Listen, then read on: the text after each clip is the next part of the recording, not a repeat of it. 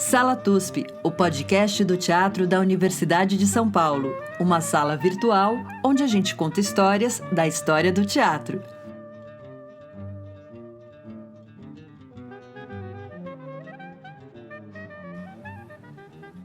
Olá, ouvintes do podcast do TUSP, o Sala TUSP.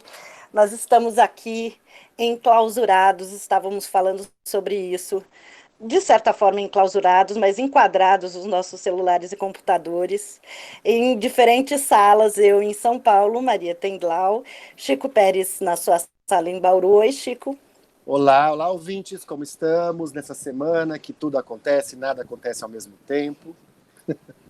E nós estamos conectados com o lugar do sol. Nós estamos conectados com o Recôncavo Baiano, com o distrito de Acupe, com enorme honra de conversar com o Monilson dos Santos Pinto, que é um pesquisador e um brincante, um dançarino, uma pessoa incrível. Oi, Monilson. Olá, todos e todas. Grato por colocar a fala do acupense em evidência. A minha fala representa um conjunto de outras falas, né?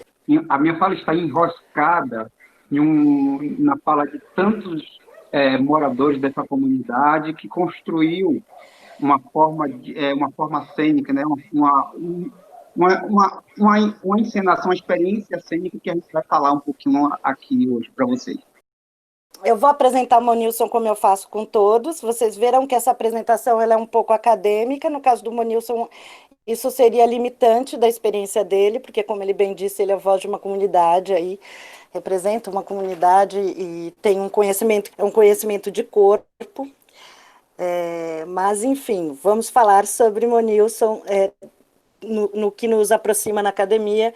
O Monilson ele é doutorando em artes cênicas pela ECA USP, nosso colega da USP, e é mestre em artes cênicas pelo Instituto de Artes da Unesp, desde 2014, com uma pesquisa sobre o que falaremos hoje, uma manifestação chamada Nego Fugido. O Monilson integra os grupos de pesquisa na Pedra, que é o Núcleo de Antropologia, Performance e Drama da USP, o Terreiro de Investigações Cênicas, Teatro, Brincadeiras, Rituais e Vadiagens, da Unesp, e o Grupo Cachoeira de Artes da Associação Cultural Cachoeira de São Paulo. Ele é ator, ele é dançarino, ele é brincante, aqui está brincador. Aliás, você pode depois me dizer, Monilson, se tem diferença entre os termos. E ele é coordenador de atividades de arte e educação da Associação Cultural Nego Fugido da Bahia. Seu conhecimento prático é em dança, teatro e objetos performáticos, e ele é proveniente de vivência e pesquisa com expressões populares da cultura do Recôncavo Baiano, que são várias, né? Hoje nós vamos poder ouvir falar do Nego Fugido, mas a gente vai ver que ele traz aí várias outras referências que caminham junto. É isso, Monilson? Falta alguma coisa? Sobra alguma? Não, eu acho que eu gosto... Tudo bem, eu faço esse trânsito com a academia, mas eu sou mesmo um nego fugido. E é a partir deste lugar que eu falo. O meu lugar de fala é o lugar do nego fugido, é a minha universidade. Foi onde eu aprendi tudo, assim, aprendi sobre arte, sobre dançar, sobre fazer política, onde eu construí uma consciência política. Então, é deste lugar que eu falo. Então, eu sou realmente, de fato, um nego fugido. Querido, que lindo. Conta pra gente, então, para os ouvintes, especialmente, o que é essa manifestação, qual é o enredo do Nego Fugido, porque eu acho que é importante para a gente entender, e como que se dá essa brincadeira, o que é exatamente, para quem não conhece. Bom, eu estou aqui no Recôncavo, né, como falou, no fundo da Baía de Todos os Santos, na comunidade quilombola de Acupe, e para entender o Nego Fugido é preciso também entender o contexto em que nasce essa manifestação. É uma manifestação de 200 anos, mas é preciso entender essa comunidade, porque é ela que faz o Nego Fugido, e o fazer o Nego Fugido está imbricado em uma série de conflitos, de memórias traumáticas, em torno do processo de colonização do Brasil e como também da chegada do qual foram os negros que chegaram para o Recôncavo e qual foram os índios que estavam aqui antes, os donos dessa terra, os nativos que estavam aqui, tudo isso faz parte para entender o Nego Fugido, mas eu queria lidar com essa questão de forma muito mais, como assim, como uma conversa mesmo, e já começar falando do que aconteceu comigo hoje. Tem uma senhora que é a minha grande referência, hoje uma senhora de 100 anos, Tia Conceição, uso muito na minha pesquisa as falas dela, né, me aproprio muito das falas dela, e eu fui fazer uma visita para ela, tinha uns 20 dias que eu não visitava, e eu cheguei, a gente conversando, eu falei que eu não ia durar muito tempo, e ela, assim, me deu um carão muito grande. Ela me reprimiu imediatamente essa fala. Eu só estava querendo dizer que a minha visita era curta, mas eu falei que eu não iria durar muito tempo ali. E ela ficou muito irritada com isso, e quando eu saí, ela é minha madrinha, né? Ela é minha madrinha e me deu São Benedito como padrinho, e na saída eu pedi a benção dela e ela me deu a benção, mas disse que Deus me desse inteligência para usar as palavras corretas. Então, dito isso, eu já estou dizendo a importância da palavra e da oralidade nessa construção do Nego Fugido. A palavra é algo que é vocativo.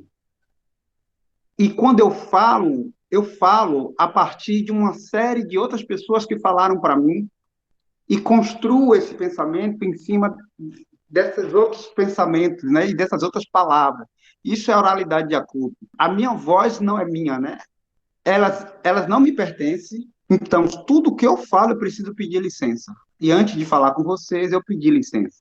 A gente aprende aqui também que toda vez que a gente fala, a gente coloca uma pimenta da costa na ponta da língua, e a gente, enquanto está falando, a gente mastiga a pimenta da costa para fertilizar as nossas palavras, para quem esteja do outro lado, ouça, aprenda, entenda o que a gente está falando, e que essa palavra ela se multiplique, ela se fertilize.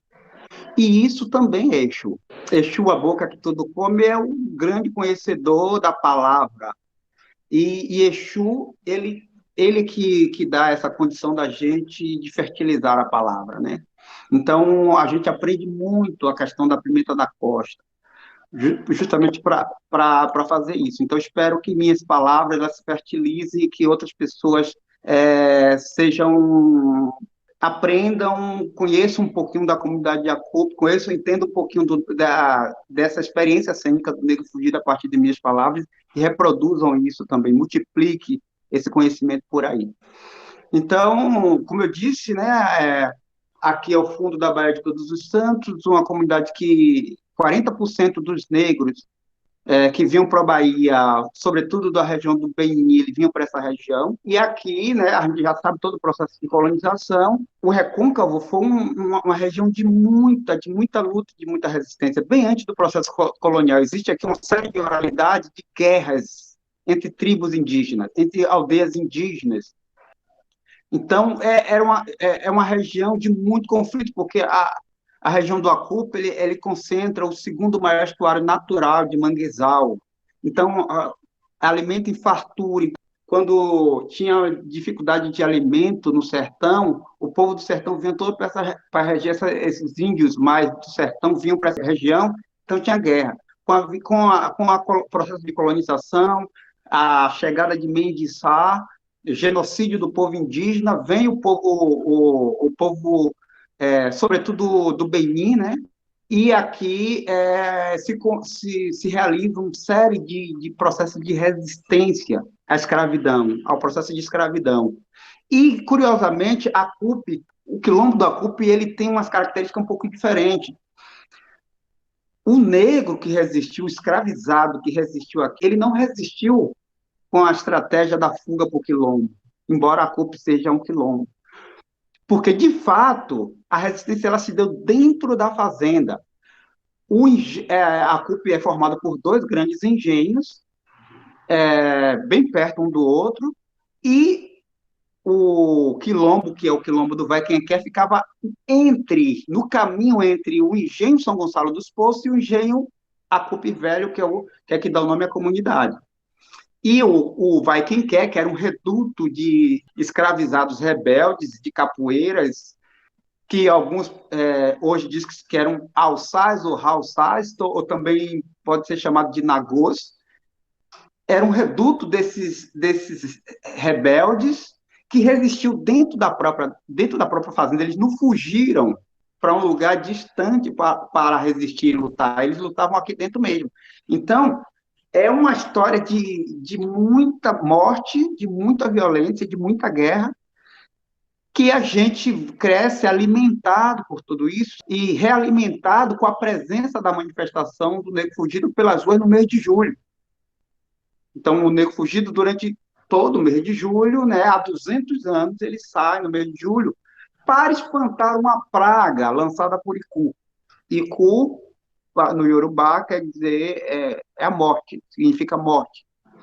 Então, este lugar, que antes era, para os tupinambás, era Acu-Pé, né? Acu quente, Pé caminho. Então, caminho quente, ou lugar quente, virou depois com o genocídio dos tupinambás, virou o lugar dos mortos. Então, Acu também, no Yorubá, é Iku, que significa morte. Então, o lugar que era um lugar quente também era um lugar dos mortos, um lugar onde os mortos moram. Isso é muito significativo, porque a relação do Negro Fugido é exatamente com a morte. É um culto aos ancestrais. Então, como eu disse, o Negro Fugido é uma manifestação que acontece todos os domingos de julho.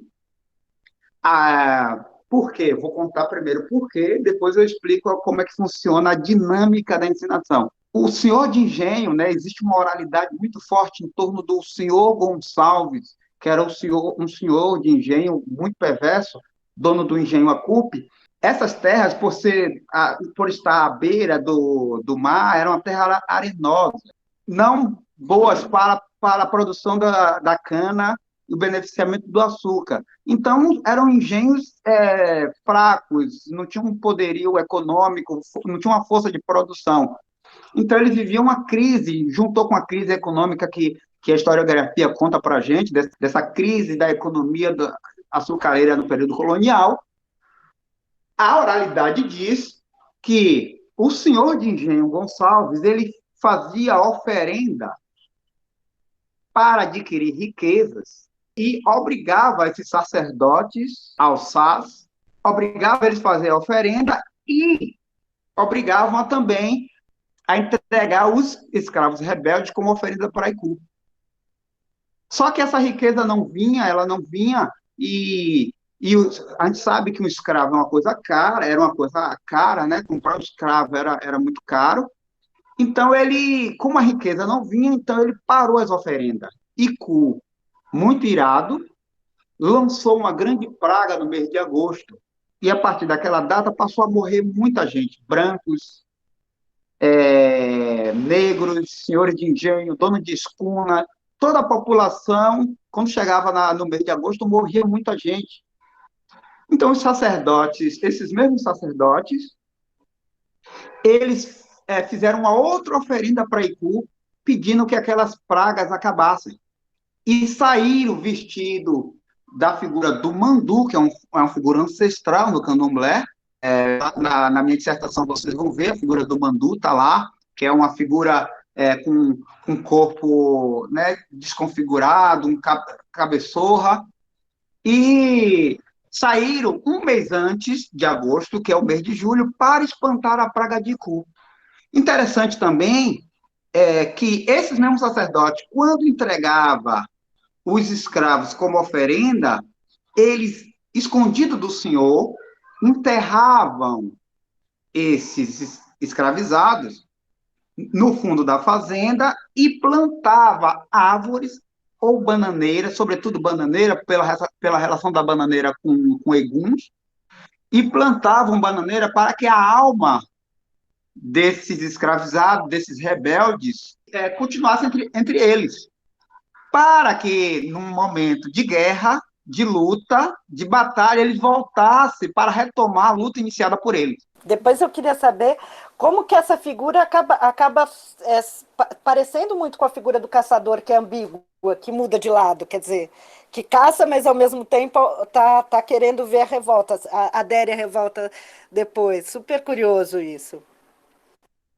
E o que é o Negro Fugido? A gente pode dizer que o Negro Fugido seria uma dança com os mortos, uma festa em que você evoca os mortos para dançar com você, e também, ao mesmo tempo, e aí essa figura dúbia, essa figura multifacetada, desse ancestral que está na palha de bananeira, que vem para dançar, para fazer festa, para beber, mas também vem para fazer guerra. Então, ele é evocado, seja pelo canto, seja pelo tambor, seja na saia. Então, a saia do Negro Fugido é uma saia, hoje não mais, porque no fundo do engenho cresceu um bananal, árvores, e teve também um bananal. Isso foi destruído com o tempo, mas no passado as pessoas iam para o engenho tirar as falhas secas para fazer a saia do Negro Fugido. Então, todo o movimento da dança do corpo do Negro Fugido é um movimento no sentido de evocar a ancestralidade que já está ali, a ancestralidade que está na bananeira. Uma coisa interessante também que a gente pode discutir essa questão do blackface ou do negrume, desse absurdo que chamam essas manifestações de cultura popular, que o pinta a cara de preto, é que o carvão do Negro Fugido, a pintura do Negro Fugido, não tem a ver exatamente com a ideia de fortalecimento de identidade, ele é muito mais amplo do que isso. A gente tem que entender que o Negro Fugido é um diálogo entre mundos, e a figura ele está em um entre-lugar. É um lugar que não é o Orum e também não é o Aie. É um entre mundos, é um entre lugar. Então, quando as pessoas verte a saia de bananeira e usa o carvão da madeira morta, um material morto, no seu rosto, é como se ele estivesse dando uma sobrevida àquilo que está morto. É como se ele chamasse, evocasse os mortos, desse vida àquilo que está morto. Então, a ideia de pintar o rosto tem a ver também, no caso do Negro Fugido, logicamente a gente sabe que existe toda uma tradição na prática da guerra, que é se pintar, seja indígena, quanto na África, muito das lutas, elas precedem de um ritual de pintura.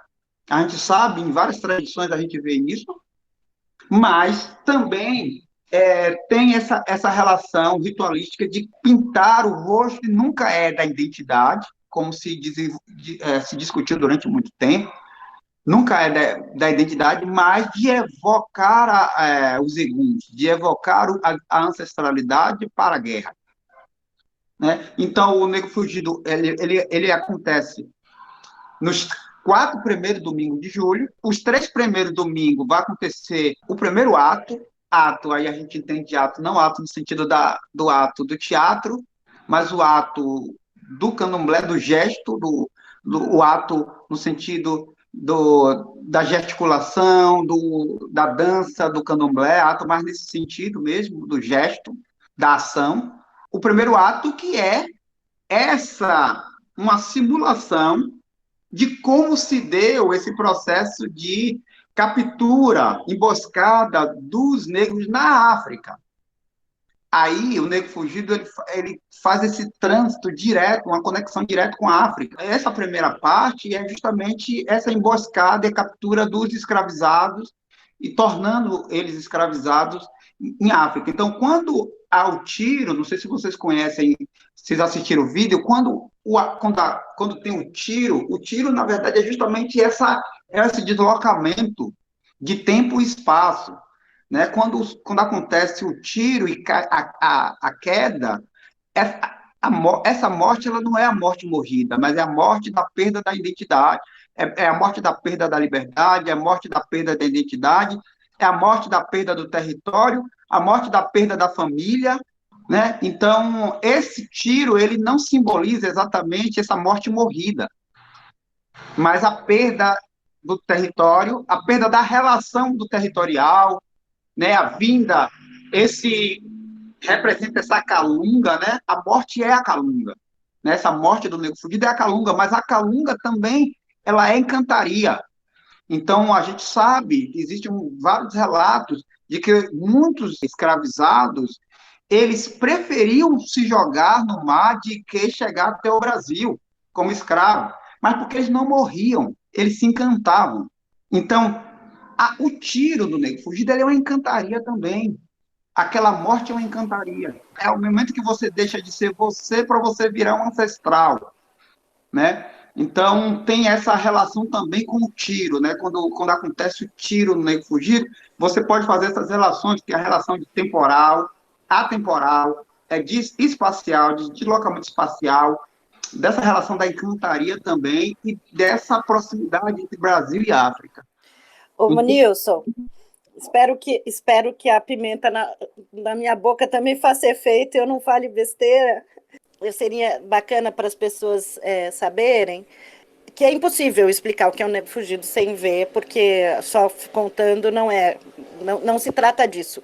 Mas só para as pessoas conseguirem visualizar, e depois eu acho que vocês têm que ir atrás de ver vídeos, enfim, e mesmo ir assistir no próximo julho que puder, é que existem os caçadores que caçam as negras, que representam as pessoas escravizadas. Então, esses caçadores atiram nas negras, caçam elas pelas ruas, atiram, elas caem nessa morte simbólica, essa morte de encantaria, e depois elas vão ser comercializadas para ganhar dinheiro para comprar a carta de alforria. Só para as pessoas entenderem o que é essa encenação. Mas eu vou falar um pouquinho sobre isso, eu vou terminando essa parte de explicar como é que acontece a ensinação, eu vou para as figuras, e aí talvez eu explique, vai ficar um pouquinho mais claro isso, ou mais esclarecido nesse sentido, né? Então, aí vai acontecer esse primeiro ato, que é da emboscada, que é da captura, e a comercialização do escravo já no Brasil. A partir do momento que ele morre, que ele cai, que ele tem um contato com a terra, essa terra não é mais a África, porque ele perdeu esse contato com a África, ele perdeu sua identidade. Então, do tiro para a queda, você tem um trânsito entre Brasil e África. Então, a queda já é no Brasil. Então, quando ele levanta, aí vai acontecer a comercialização do escravo, que isso já acontece nos portos brasileiros. E essa ensinação vai acontecer o tempo todo. Aí existe todo um processo de transe, de canto, de cantos evocativos, que é muito. Aí eu vou falar dos oriquis mais lá na frente, desse canto de evocação, justamente para entrar nesse um canto exaustivo de repetição, para você ir entrando em um estado de transe. Aí isso vai acontecer sempre à tarde. Os 3 primeiros domingos tem um intervalo, né? O negro fugido não se apresenta à noite. Então, aqui em Acupe, dentro do contexto do mês de julho, ele não acontece à noite, não pode. Então, antes de dar 18 horas, para tudo, porque ali é um outro, ali, né? Ali é um Mussune, né? Passagem de um tempo, de um outro lugar, né? Não é lugar, é um momento muito complicado, então a gente não pode fazer nada à noite. Aí tem um intervalo, e nesse intervalo, essa oralidade, ela cresce muito. Tudo que aconteceu em termos de... É como se um espelho investido o tempo todo, em que a comunidade ela olha para aquilo, ela se vê, ela reflete aquilo, e ela vai se alimentando daqueles acontecimentos todo que aconteceu naquele domingo. E aí, quando chega o outro domingo, aí parece que é igual, mas nunca é igual, porque existe todo um estado emocional, uma afetividade, uma dor, um trauma que se retroalimenta na presença do grupo na rua, que isso faz com que essa repetição não seja uma repetição, não é a repetição da mesma coisa. Isso vai acontecer os 3 primeiros domingos. No último domingo acontece o que a gente chama de prisão do rei, que é o momento em que é travado 2 batalhas. Primeiro, o rei é capturado, e é exigido dele a carta de alforria, e depois há uma outra guerra. Ele diz que a carta de alforria está na mão dos militares, né? Que é uma alusão à independência do Brasil na Bahia, 1822-23. E depois é travada uma outra batalha com os militares, quando eles são obrigados a entregar a carta de alforria. A carta de alforria é lida, e o rei, que é o rei de Portugal, não é um rei africano, é o rei de Portugal, ele é comercializado, ele é leiloado no final. Então, a encenação termina com o rei sendo vendido como escravo, e o samba, né? Que tudo na Bahia termina em samba, né? Tudo, essa coisa nossa de preto tem que terminar em festa, tem que terminar em samba, porque é o que dói.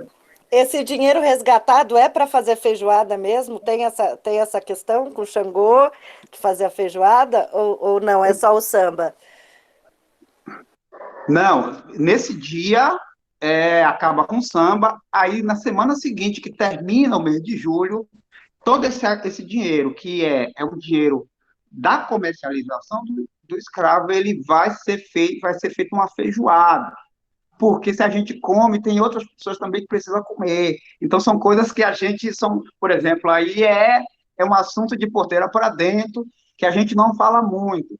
Mas, mas todo mundo tem direito de comer, né? A gente come, outras pessoas também têm direito de comer.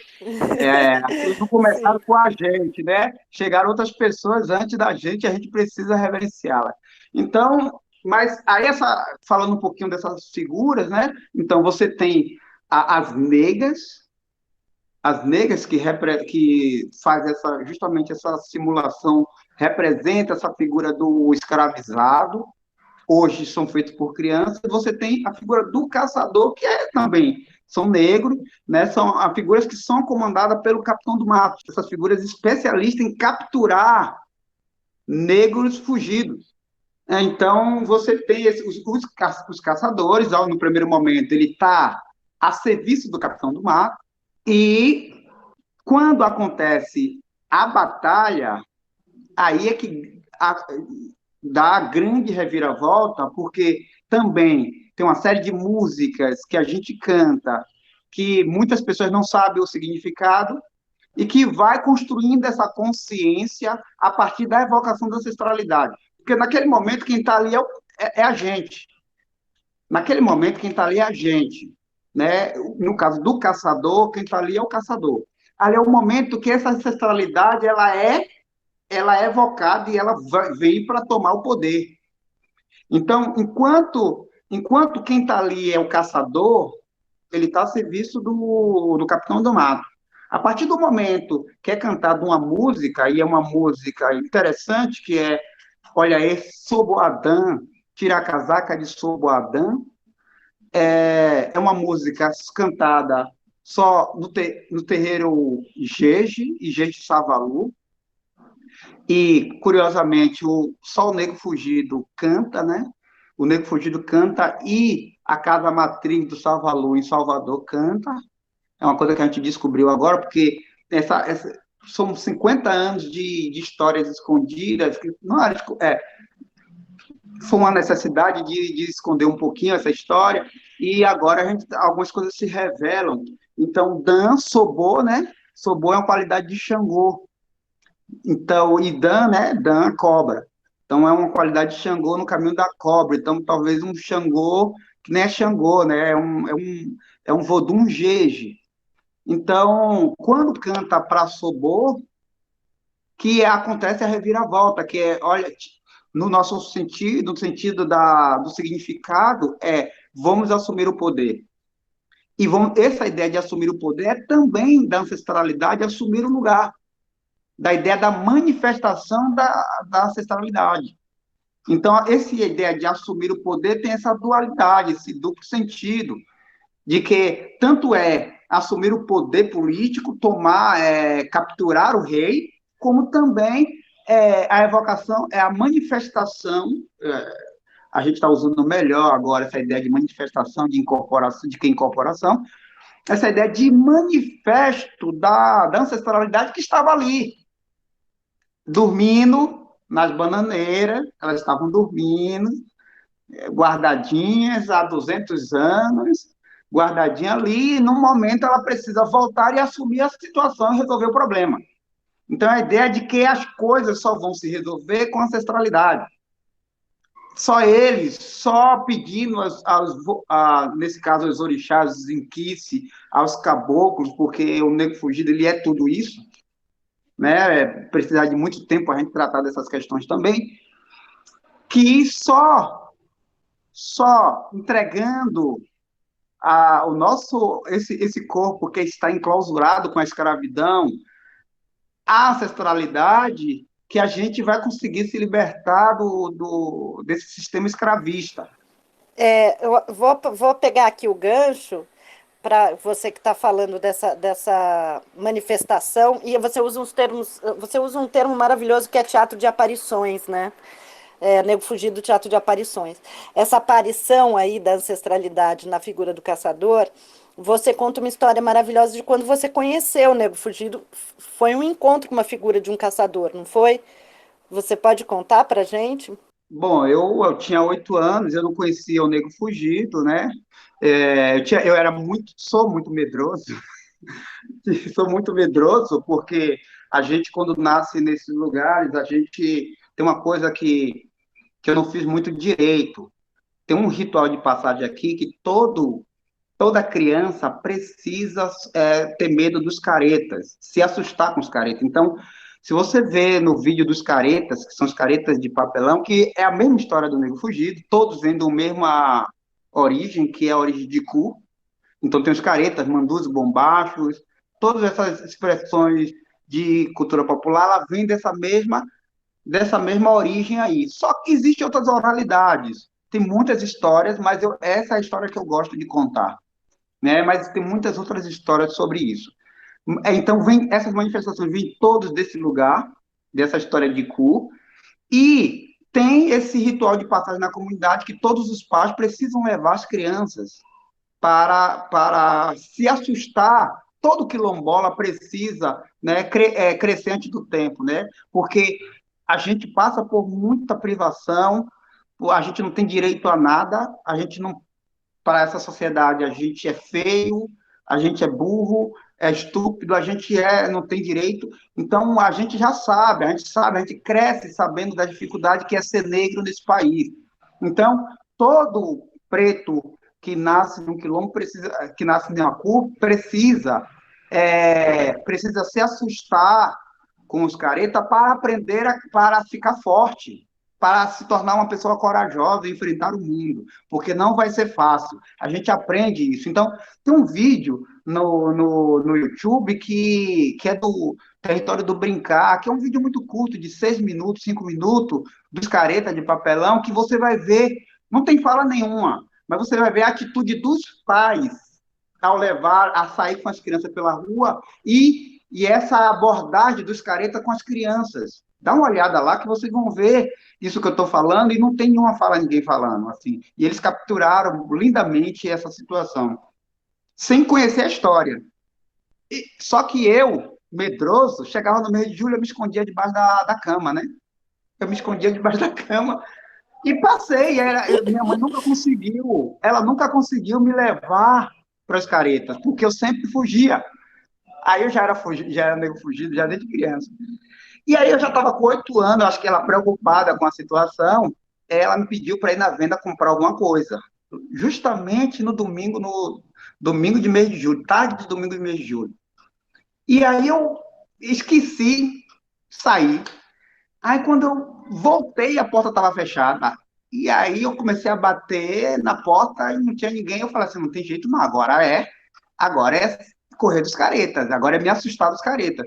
Aí eu botei a sandália na mão, que é um significado, é um código do tipo, estou no jogo, coloquei a sandália entre a mão e fui para a rua. Não tinha jeito, a porta estava fechada, eu tinha que correr. E aí, nessa saída minha, eu encontro um das figuras do Nego Fugido do Caçador na porta de Vovó Loriana, né, fazendo-se, só era ele.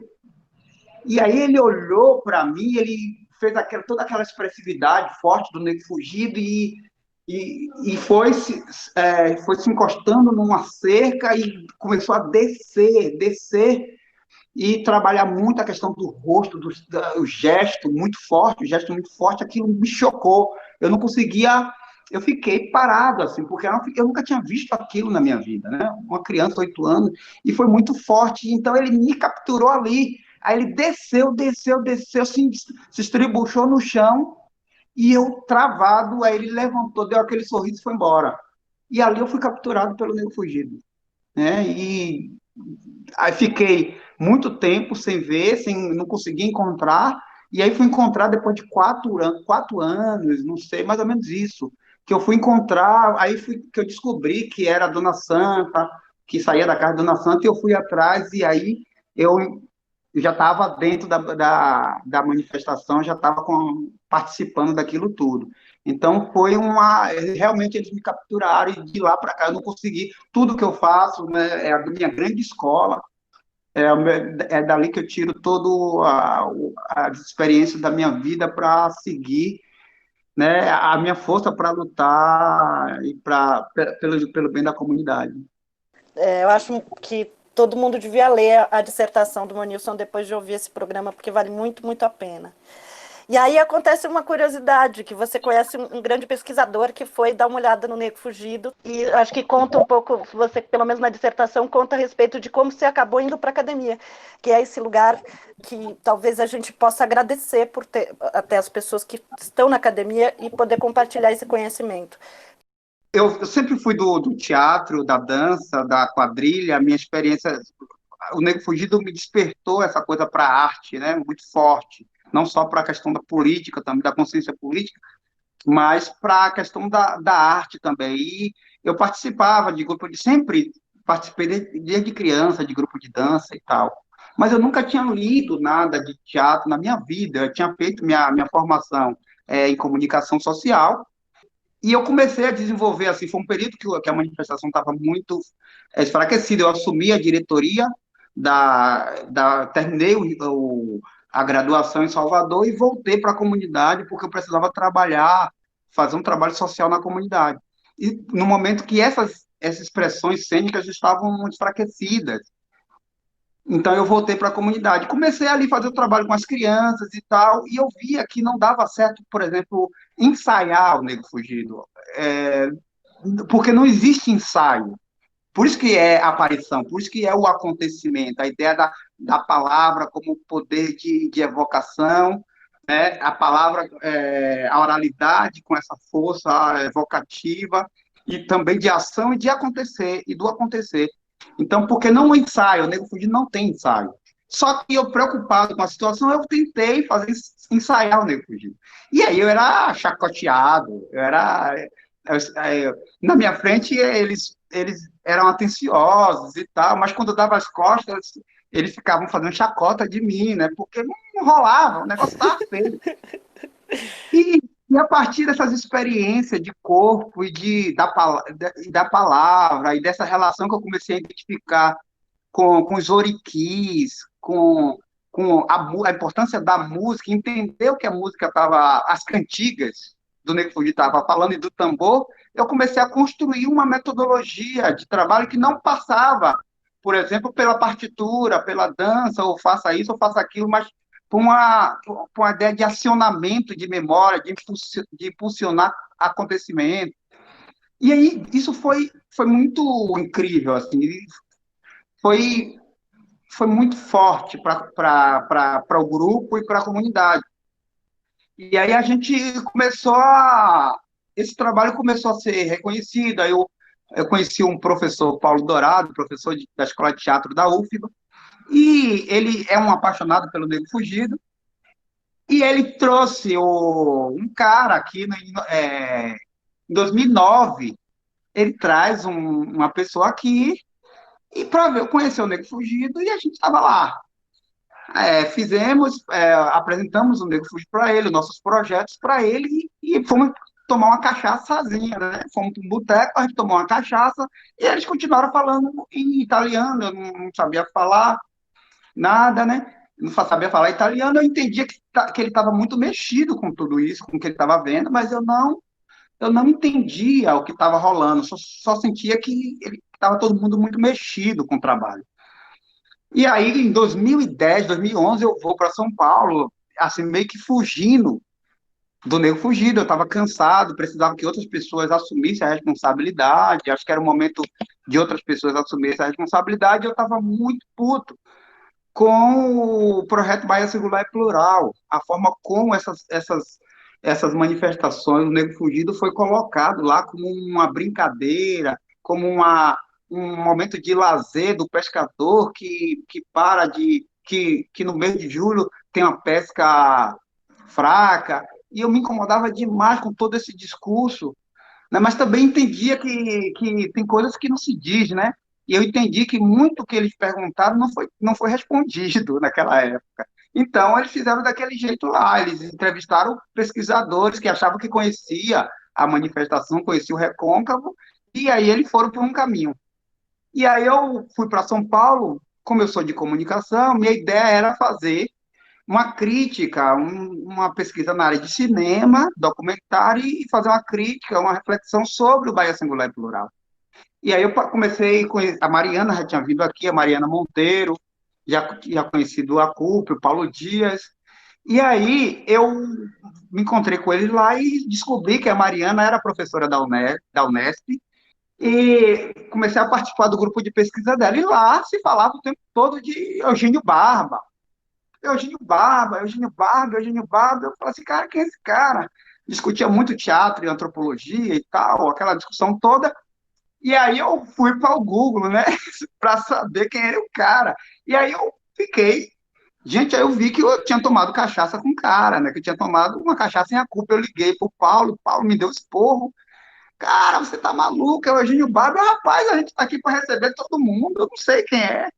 Que a minha pesquisa, ela tinha que ir por um caminho, eu acho que, se essa comunidade, ela achou que precisava tratar dessa questão da memória, das lutas, como no lugar de um palco, entendendo esse território como um corpo, território como um palco de guerras, e o lugar da cena era o lugar que a comunidade escolheu para falar desse genocídio do povo indígena e do povo negro, eu entendi que era lá também que eu tinha que fazer a discussão. Então, não era pela antropologia, não era pela sociologia, não era pela filosofia, pela comunicação, mas era por tudo isso. Porque o Negro Fugido ele é tão potente, ele é tão complexo, qualquer lugar que você vá, dá discussão.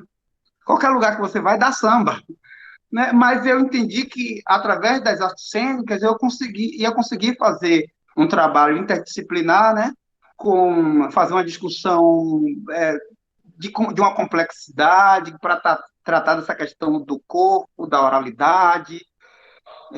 Então, eu entendi que era esse caminho que seria importante para desenvolver essa pesquisa.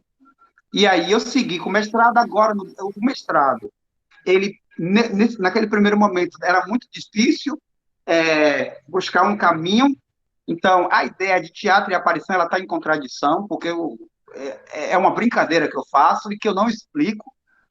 Foi um caminho que nós decidimos, porque é muito complicado. Quanto mais eu pesquiso o Negro Fugido, mais eu descubro que eu não sei nada sobre ele. Então, naquele momento que eu tinha um tempo curto para fazer uma pesquisa, uma decisão nossa, minha e da Mariana, foi, bora, então vamos fazer o seguinte, a gente vai fazer fazer um panorâmico, dar um panorama do que é, colocando o Negro Fugido como essa possibilidade de entender também, não só como uma cultura popular, mas como uma manifestação que ela consegue, com uma experiência cênica, que ela consegue dialogar com teatro épico, com o estudo das performances, com ritual, e foi isso que a gente fez nesse primeiro momento, fazendo uma discussão com o Tanner, com o Sheck, né, buscando essas discussões sobre ritual e sobre experiência, né, nesse caso, a ideia de experiência de Walter Benjamin nos ajudou muito. No doutorado, eu já faço um trabalho inverso, aí eu vou mesmo para a ideia de aparição, entendendo que, lógico que a gente faz diálogo, eu estou na academia, é um lugar de diálogo, mas eu não preciso de teorias da filosofia, da antropologia, da sociologia para discutir o negro fugido, eu posso, a partir dessa riqueza de oralidade, da potência da oralidade, de conhecimento dentro, entendendo também o lugar que vem o negro fugido, né, que é dentro dos cultos Jeje, né, da tradição Jeje, o negro fugido, ele canta, a maioria das músicas, canta para a família Sapatá, né, a grande ancestral, a grande matriarca é Nanã. Então, por isso, tem um equívoco muito grande, as pessoas chamam a madrinha do negro fugido, que é uma figura que é de uma mulher que veste de branco, que ela faz essa questão da paz, né, ela é um momento de trégua na guerra. As pessoas acham que é a princesa Isabel porque está do lado do rei. Está do lado do rei porque foi mais seguro colocar uma senhora do lado do rei. Mas a madrinha, ela é Nanã Burocô.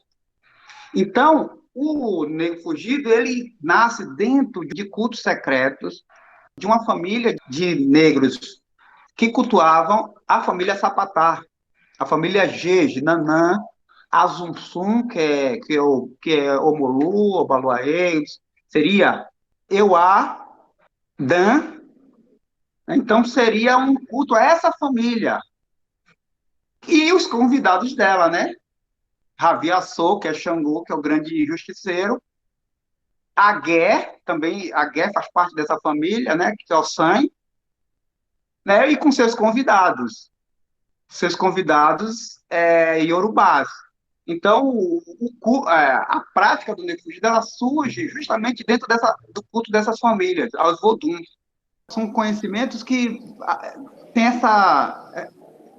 A gente acha que deste lugar do candomblé, dentro do culto do candomblé, entendendo a ideia da gira, a ideia da prática do tomar rum como um ato, que a gente pode entender as formas operantes do negro fugido.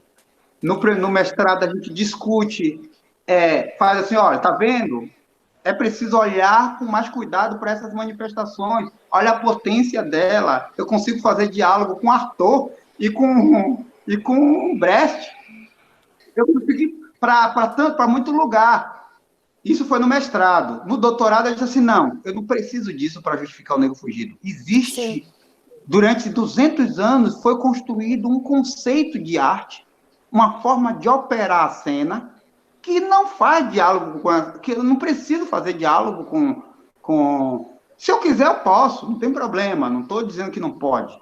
Mas eu consigo, a partir do lugar que ele nasce, que é da prática do culto aos orixás, aos voduns, aos inquice, aos caboclos, dentro da ideia de terreiro, do conceito de terreiro de candomblé, eu consigo conceituar o negro fugido também entendendo a ideia de aparição. O doutorado, ele foge um pouquinho, ele rompe um pouquinho mais com a ideia do mestrado e ele foca justamente nas suas formas operantes. Como se opera a encenação do negro fugido? Como é que ela opera? A ideia é um pouquinho isso. Nossa, super curiosa de ler o seu trabalho. A Maria Thaís, que é sua orientadora, né? Só falando dela porque é uma querida, assim, nossa super mestra minha do Chico. Mas é o seguinte, a sensação que eu tenho é que você botou as sandalinhas na mão, falou, vai ter que enfrentar aqui a academia, vou lá para São Paulo, tenho medo não. Eu sei enfrentar isso. E aí, para o que realmente te interessa, assim, isso é de uma grande generosidade, ao fim e ao cabo, porque pode conectar com alguma realidade que não seja a sua específica e dar acesso a outras pessoas. Eu fiquei muito tocada, e a gente tem pouco tempo, na verdade, eu acho que seria para uma última fala, mas eu não resisto a fazer uma fala aqui, porque lendo a sua dissertação, eu fiquei muito mobilizada e tive que voltar a um podcast que a gente fez já há alguns meses, o podcast número 5, que a gente fez com o professor José Fernando de Azevedo Peixoto, porque tinha algo naquela conversa que falava sobre o teatro negro contemporâneo, e aí eu estou fazendo atravessando mesmo, independente do sentido primordial e necessário do Nego Fugido, estou atravessando porque ele colocava uma coisa que me pareceu muito, muito interessante, o jeito que você traz nessa sua tentativa de dialogar com pessoas que talvez você nem precisasse dialogar, que é, por exemplo, o Brecht. Ele fala que a cena de rua que o Brecht fala é uma cena que inaugura um modelo de teatro e que o Brasil deveria achar a sua cena de rua. E ele, José Fernando, sugere que essa cena de rua seria a cena do conto do Machado de Assis, Pai contra Mãe, que é exatamente uma cena de um caçador de pessoas escravizadas que vai e acaba capturando uma mulher grávida e há um linchamento dessa mulher. E aí, quando eu li o seu trabalho, eu disse, não, a cena de rua é o Nego Fugido, ela é essencialmente a cena de rua brasileira. E não é uma cena de linchamento, não é uma cena pacífica, é uma cena de insurgência, como você falou. Então, se você pudesse terminar, a gente terminar a nossa conversa, você falando sobre esse conteúdo político subjacente que tem na manifestação que você conta, seria bacana. Para mim, o que é mais forte nesse sentido é que, no caso da manifestação, uma das ideias que se tem é que a escravidão ela não se dá só com a entrega da carta de alforria. É preciso romper com o sistema, romper com a monarquia. Esse é o grande mensagem que o Nego Fugido deixa, que assim, hoje, por exemplo, ou tem reforma política, ou a gente vai ver situação de corrupção em todas as instâncias do Brasil. A corrupção tomou todo o Brasil, assim, tudo quanto é lugar a gente vê situação de corrupção, das mais simples às mais complicadas. Tudo é corrupção, e nenhuma é maior ou menor que a outra. É corrupção. Então, a mensagem que o Nego Fugido deixa é a seguinte: é preciso mudar o sistema, é preciso romper com o sistema. Essa é a grande mensagem. Em termos do teatro, no caso da minha pesquisa, assim, tem uma coisa que eu discuto, que é o seguinte: eu tenho conversado com um movimento de teatro de periferia, é que a gente cresceu muito, assim, o teatro negro ganhou um espaço que em outrora não tinha. Mas muito dessa discussão da questão do teatro está muito focado na temática. A gente ainda se utiliza de recursos, né, europeus. Isso não é um problema também, mas a ideia da minha pesquisa não é, por exemplo, sistematizar, olhar para o Nego Fugido e entender que a gente pode fazer um teatro negro dessa forma. Não é isso que o Nego Fugido está propondo. Ele não está propondo um modelo, mas ampliar a possibilidade de a gente olhar as experiências cênicas, entender que é possível, que a gente não precisa se enquadrar para ser valorizado, a gente pode olhar para outras experiências. Essa, basicamente, a ideia da minha pesquisa, assim, nessa contribuição que eu quero dar para essa discussão sobre teatro, sobre dança preta, é justamente essa, de que, tudo bem, massa,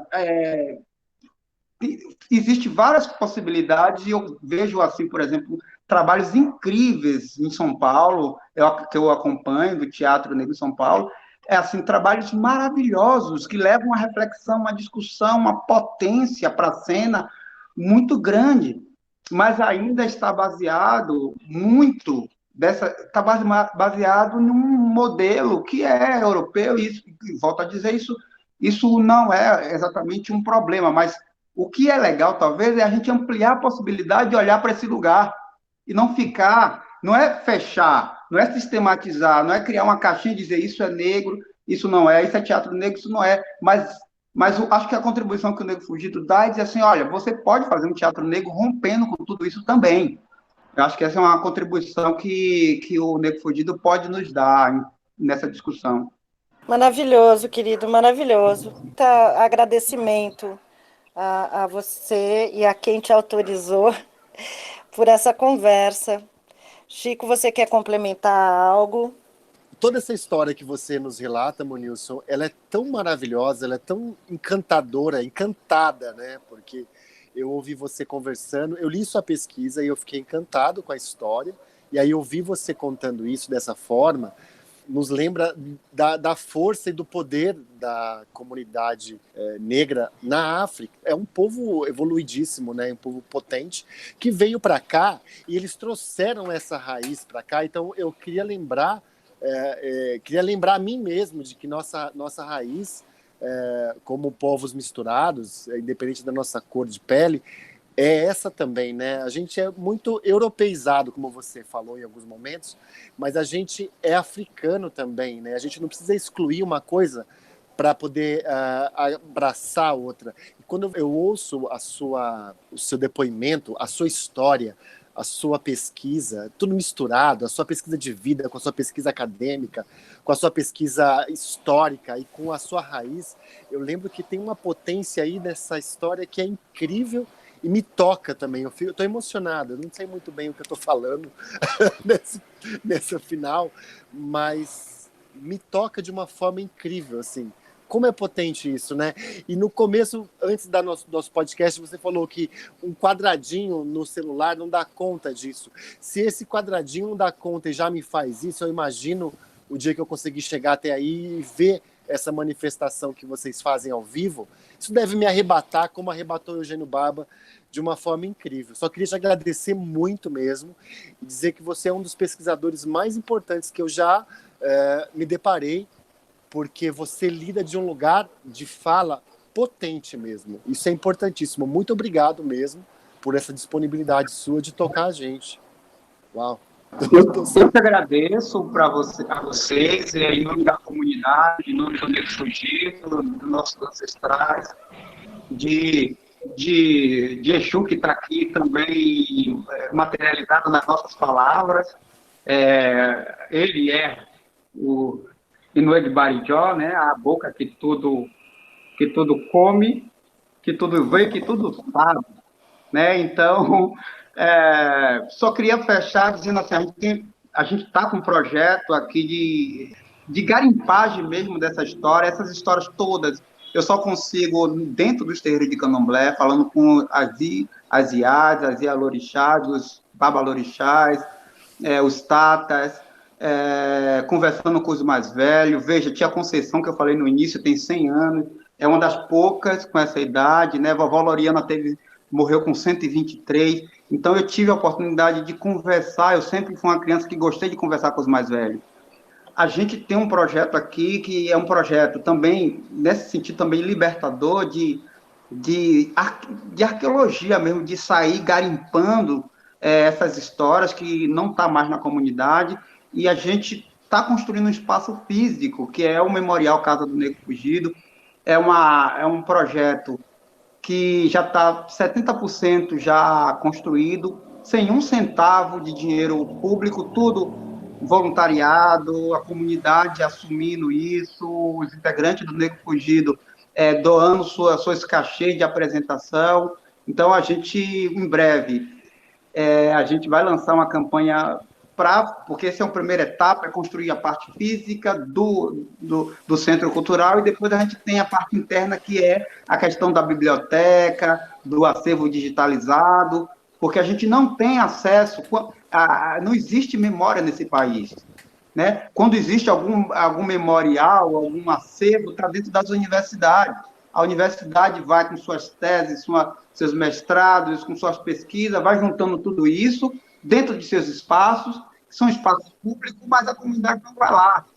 Então, a gente precisa construir esse memorial dentro, que é aquilo que a gente chama de devolver, né? As pessoas precisam devolver esse aprendizado, esse conhecimento que foi essa herança. A gente precisa também cuidar dessa herança que foi deixada para a gente. Então, a gente está construindo esse centro cultural, já está mais ou menos 70% construído já dessa primeira etapa, que é essa parte física, né, o espaço físico, e depois a gente vai dar continuidade a esses outros espaços de construção de memória também.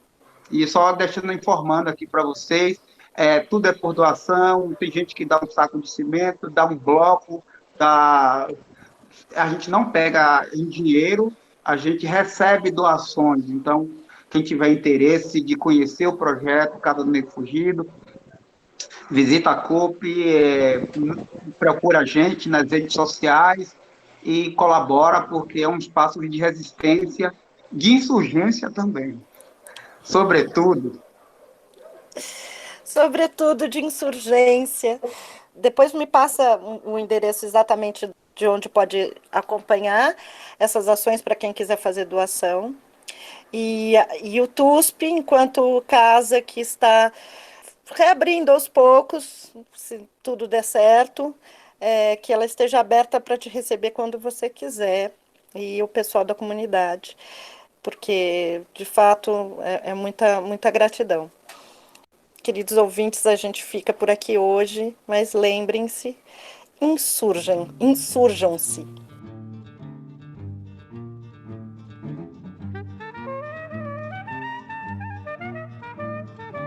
Esse foi o Sala TUSP. Sala TUSP, o podcast do Teatro da Universidade de São Paulo.